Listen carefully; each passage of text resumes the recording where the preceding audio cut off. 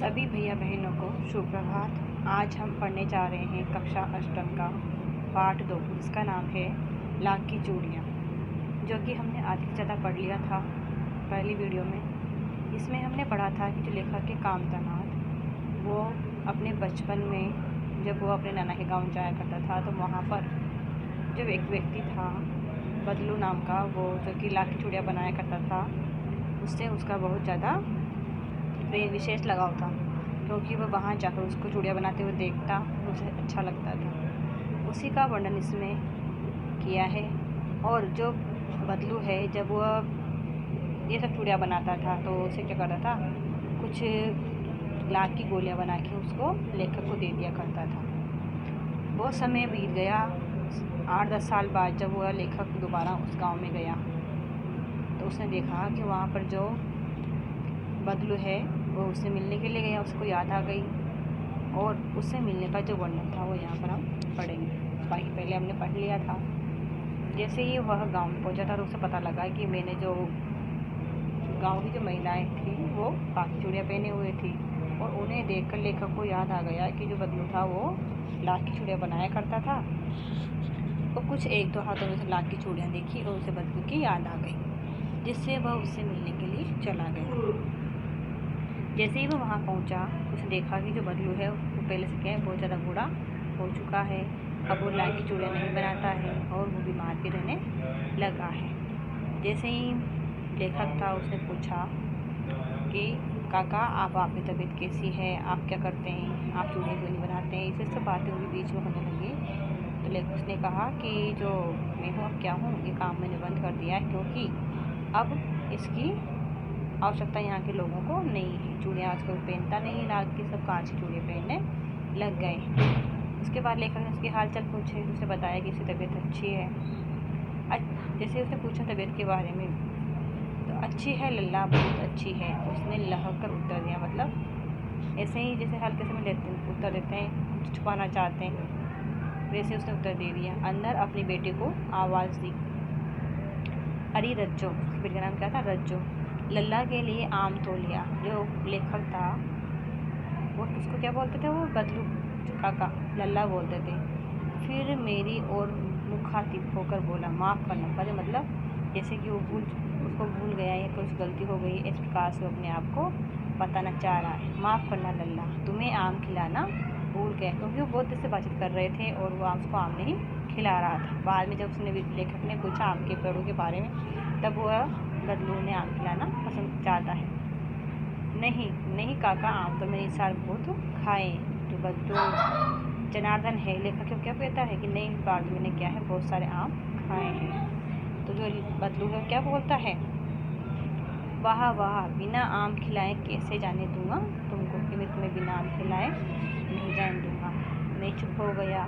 मुझे वे दिन याद आए जब वह मेरे लिए मलाई बचा कर रखता था। आम तो मैंने खा ली, लेकिन मुझे क्या है, वापस से वो दिन याद आ गए जब वो मेरे लिए, जब उसे गाय दूध देती थी, तो क्या करता था, अपनी गाय के दूध से मलाई निकाल कर वो रखा खाता था। गाय कहाँ है लल्ला, 2 साल हुए बेच दी। तो क्या कहता है वो बदलू कि गाय तो नहीं है, उसको तो मैंने क्या है 2 साल पहले ही बेच दिया। कहाँ से खिलाता, मतलब उसको जो गाय है उसको खिलाने के लिए चारा चाहिए, उसको पालने के लिए हिम्मत चाहिए, तो उसने उसको बेच दिया था। इतने में रज्जो वो ने उसकी बेटी अंदर से एक डलिया में ढेर से आम लेकर आ गई।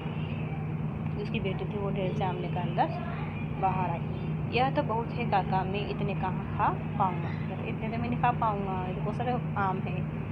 वाह वाह, जैसे ही मुझे बदलता वो क्या करना, वाह वाह, वह हंस पड़ा। शहरी ठहरे न, मैं तुम्हारी उम्र का था तो इससे चुगने आम क्या करता मैं, एक वक्त मतलब एक बार में ही सारे आम खा रहे थे। जो ये आम थे ना, वो इतने वो लड़की लेकर आए थे रज्जो, उससे 4 गुने आम क्या करता वो बदलू, क्योंकि तुम्हारी उम्र में खा लिया करता था, ऐसा वो बताना चाह रहा है। आप लोगों की बात और है, मैंने उत्तर दिया। तो मैंने क्या उत्तर दिया उनको कि आप लोगों में तो क्या है, कुछ और बात है। इस प्रकार से वो उसको आम लेकर आई। अच्छा बेटी, लल्ला को 4-5 आम छाँट कर दे दो, मतलब अच्छे आम छाँट कर लल्ला को दे दो। सिंदूरी वाले देना, मतलब जो कि लाल है। देखो लल्ला कैसे है, इसी साल यह पेड़ तैयार हुआ है। वो मुझे आम खिलाते हैं, क्या कहते हैं कि देखो लल्ला कैसे हैं, कैसे आम है, मतलब मीठे हैं, खट्टे हैं, कि ये पेड़ क्या है, इस साल तैयार हुए हैं और उसी साल इन पेड़ों पर आम आए हैं। रज्जो ने 4-5 आम अंजुली मतलब जो अपने दोनों हाथों में मिला के बनाते हैं तो बोलते हैं अंजुली। 4-5 आम अपने हाथ में लेके उनको दे दिए। आम लेने के लिए मैंने हाथ बढ़ाया तो ये निकल क्या है, एकदम से उसके हाथ ऊपर ठिठक गई, मतलब रुक गई। गोरी गोरी कलाइयों में लाख की चूड़ियाँ क्या है, बहुत ही फब रही मतलब बहुत ही सुंदर लग रही थी। उसकी बेटी थी, वो क्या थी, उसने लाख की चूड़ियाँ पहनी हुई थी। जैसे ही मैंने उसके हाथों को देखा, मेरी दृष्टि वहीं पर रुक गई। बदलू ने मेरी दृष्टि देख ली और बोल पड़ा, मतलब बदलू ने जब देख रहा तो पता लग गया कि ये जो मैं हूँ लाख की चूड़ियों को देख रहा हूँ। यही आखिरी जोड़ा बनाया था मैंने जमींदार की बेटी के विवाह पर, मतलब ये जो जोड़ा लड़की ने पहना हुआ है, ये मैंने आखिरी बार जमींदार की बेटी की शादी के लिए बनाया था। 10 आने पैसे मुझको दे रहे थे, मैंने जोड़ा नहीं दिया, कार शहर से लिया हूँ। मुझे क्या पैसे कम दे रहे थे, इसलिए मैंने क्या किया, ये जोड़ा उनको नहीं दिया और क्या कहा उनसे कि आप शहर से नया और लेकर आ जाओ, मैं आपको इतने पैसे में नहीं दूँगा। मैंने आम ले लिए और खाकर थोड़ी देर पश्चात चला आया। मैंने वहाँ से आम ले लिए और उन्हें खा के गया कि मैंने वापस अपने घर पे लौट कर आ गया। मुझे प्रसन्नता हुई कि बदलू ने हार कर भी हार नहीं मानी थी। उसका व्यक्तित्व कांच की चूड़ी जैसा नहीं था, मतलब वह उसका व्यक्तित्व कैसा था, जो लाख की चूड़ियाँ थी उसे मजबूत था, यानी कांच की चूड़ियाँ थोड़े से में ही चटक में टूट जाए, न कि आसानी से टूट जाए। मतलब उसका व्यक्तित्व था, वो जो पहले वाला बदलू था ना, वही अभी था।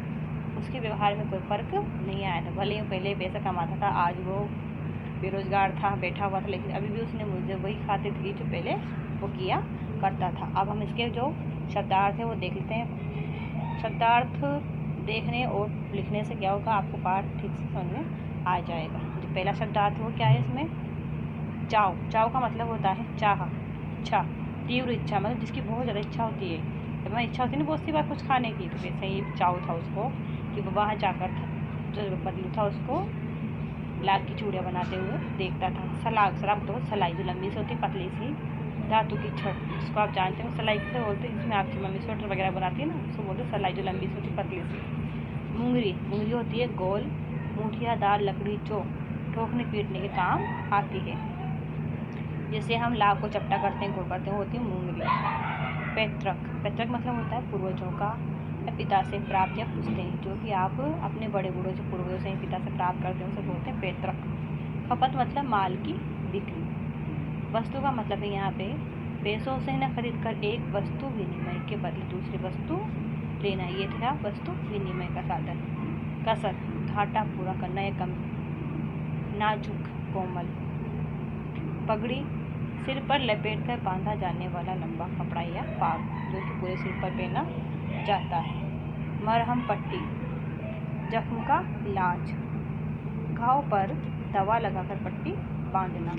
मछिया बैठने के उपयोग में आने वाली सूतली आदि से बनी छोटी चौकोर खाट। मुखातिब मतलब देखकर बात करना। डलिया मतलब बांस का एक छोटा सा पात। पबना मतलब सजना। इस प्रकार से शब्दार्थ हैं आपके। इसके बाद हम देख लेते हैं इसके क्वेश्चन आंसर। तो क्वेश्चन आंसर है, उन्हें आप यहाँ देखकर आप अपनी कॉपी में करना, ताकि आपको लिखने से याद भी हो जाएगा और आपका होमवर्क भी हो जाएगा। ये आपका होमवर्क है और इसको आपको सभी को ज़रूरी है जो करना। जैसे पहला प्रश्न है, पढ़ने में सबको आ रहा होगा। लेखक बचपन में लेखक अपने मामा के गांव जाओ से क्यों जाता था और बदलू को बदलू मामा न कहकर बदलू काका क्यों कहता था। इसमें 2 प्रश्न पूछे हैं। पहला प्रश्न तो कि वो जो मामा का गांव था वहाँ इतने चाव से इतनी इच्छा से क्यों जाता था। दूसरा प्रश्न पूछा है, बदलू मामा को मामा न कहकर क्या कहता था, काका।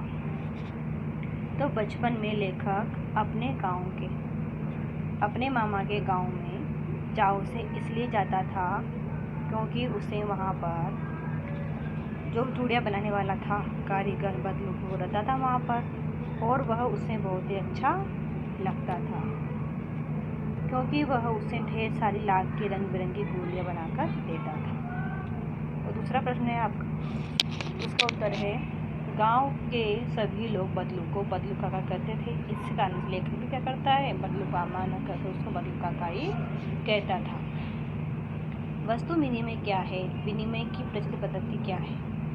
वस्तु विनिमय का मतलब होता है कि इसी वस्तु के बदले दूसरी वस्तु को देकर जो चीज़ हम लेते हैं उसे क्या कहते हैं? वस्तु विनिमय। वस्तु के लिए पैसे नहीं लिए जाते थे, वस्तु के बदले वस्तु ली जाती थी। किंतु अब मुद्रा के चलन के कारण वर्तमान परिप्रेक्ष्य में वस्तु का लेन देन मुद्रा के द्वारा होता है। विनिमय की प्रचलित पद्धति पैसा। अभी क्या चल रही है? विनिमय की पद्धति पैसा चल रही है। इस प्रकार से आप अपना प्रश्न कर लेना। मशीनी युग ने कितने हाथ काट दिए हैं? मशीनी युग हो गया है, अब मशीनों सब काम होने लग गया है, तो कितने हाथ काट दिए? मतलब जो कारीगर थे वो क्या है, आप अपने पेशे को भूल गए, क्योंकि उन्हें सब काम मशीनों से होने लग गया है, इसलिए वो क्या है, उस चीज़ को भूल गए। मशीनी युग में कितने हाथ काट दिए? इस पंक्ति में लेखक ने किस व्यथा की ओर संकेत किया है? इस पंक्ति में लेखक ने कारीगर की व्यथा की ओर संकेत किया है कि जो मशीनी युग था उसमें आजकल के साथ कारीगरों के हाथ से काम छिन गया है, मानो उसके हाथ काट दिए गए हों। उन कारीगरों का रोजगार इन पैतरा धंधों से ही चलता था, इसके अलावा उन्होंने कभी कुछ नहीं सीखा था। वे पीढ़ी दर पीढ़ी इसी काम को करते चले आ रहे थे और साथ में रोजी रोटी चला रहे थे। परंतु मशीनी युग ने जहाँ उनकी रोजी रोटी का वार किया है, मशीनों ने लोगों को बेरोजगार बना दिया। अब क्या है, लोग बेरोजगार बन गए, तो ये सारा काम मशीनों से होने लगा है। इस प्रकार से प्रश्न नंबर 4 है, बदलू के मन में ऐसी कौन सी व्यथा थी जो लेखक से छिपी न रह सकी? बदलू लाख की चूड़ियाँ बेचा करता था, परंतु जैसे जैसे कांच की चूड़ियों का प्रचलन बढ़ता चला गया, उसका व्यवसाय क्या हो गया? ठप हो गया। अपने व्यवसाय की यह दुर्दशा बदलू को मन ही मन कचोटती थी। बदलू के मन में इस बात की व्यथा थी कि मशीनी युग के प्रभाव स्वरूप उस जैसे अनेक कारीगरों को बेरोजगारी और उपेक्षा का शिकार होना पड़ा है। अब लोग कारीगर की कदर न करके दिखावटी चमक दमक पर ध्यान देते हैं। यह व्यथा लेखक से छिपी न रह सकी, क्योंकि बदलू के मन में ये वाली व्यथा छिपी हुई थी जिसे वो छुपा रहा था।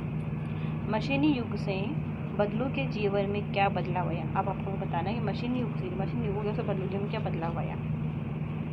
मशीनी युग से बदलू के जीवन में यह बदलाव आया कि बदलू का व्यवसाय बंद हो गया, वह बेरोजगार हो गया।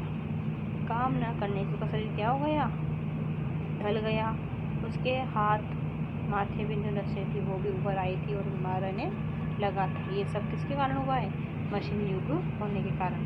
प्रश्न नंबर 6 है, लाख की वस्तुओं का निर्माण भारत के किन किन राज्यों में होता है? लाख से चूड़ियों के अतिरिक्त क्या क्या चीज़ें बनती है?